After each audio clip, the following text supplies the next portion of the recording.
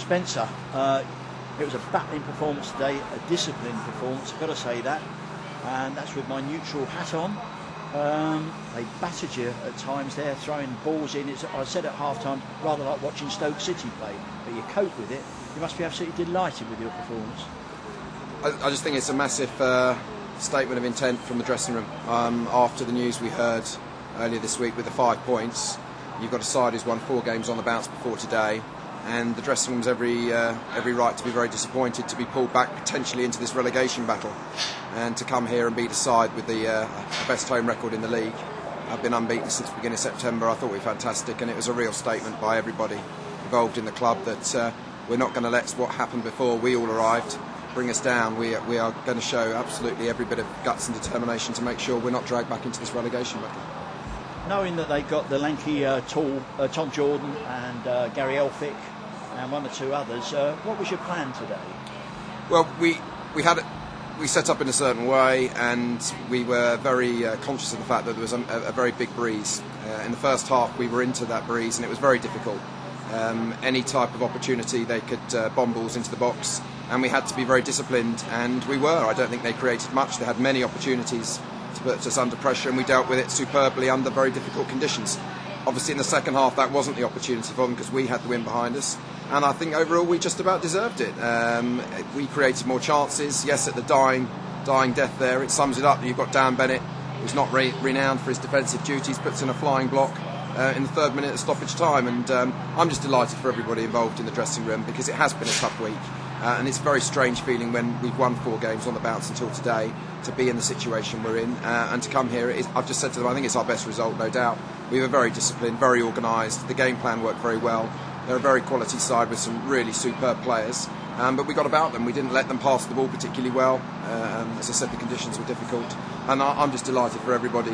My players sitting in there right now, they have every reason to enjoy their weekend, and then we've now got this absolutely massive 6-pointer on Tuesday. Yeah, and because sometimes being named Manager of the Month, which all of us here at Radio Surrey and Sussex congratulate you on, and how you and your staff richly deserve it, but quite often it's a poisoned chalice, so you go out then and get hammered in the next game, but you didn't. But did you really expect to get 3 points here this afternoon? They've got the best home record in the league, I believe. No, I mean, the thing that we have at the club at the moment, both on and off the pitch, is a lot of realism, and we knew that to get anything today we'd have to be at our best, and we set up in a certain way. We had them watched, I watched them, and it worked very well. So if we look at these type of games and realise if there's anything we can get from them, that's fantastic. And what I said to the players beforehand is that we've yet to beat one of the really top sides away from home. We pushed Welling all the way, we pushed Woking all the way. But today we've come across a side who's now got a big influx of finances with the best home record in the league, and now we've taken one of those scalps as well. So it all bodes well for the future, but we're still in this battle, and I've just said to them, enjoy it, but let's get really focused very quickly for Tuesday. Yeah, well, a lot of people will say welcome to the ups and downs of Farnborough, but one thing since you've been here, they do play some lovely attacking football, and you're getting the results now, and the crowds are starting to dwindle back now, aren't they? Well, we hope so. The fact of it is, I believe we've got the best home record in the division since we arrived in November, and we've cut prices, and the prices are cut again for Tuesday. We need the fans to get behind us. They've been fantastic. It's such a buzz for the players and for myself and the other members of my coaching side. So we are a community club, and we're desperate for 3 more points on Tuesday night, and we know it's just a massive game, and every bit of help we can get with the fans singing and getting behind the side when we know it's going to be a very difficult game.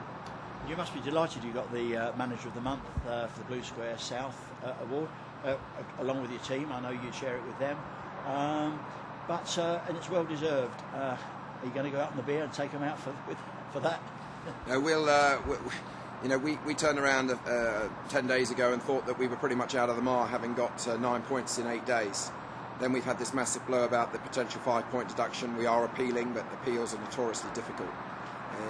We'll celebrate when we're out of the mire. We're in it at the moment, and the management and the players, they've all been fantastic for us, for me in particular, and I'm thrilled with their attitude, their determination, We don't have a big squad. We don't have a particularly expensive squad. But they've been amazing, and we've just got to keep going, and we've got to keep realising we've got to get these points on the board as soon as possible, and I'm sure we will. But keeping realism on, this is an absolutely massive game coming up. Yeah, well, best of luck against Eastbourne.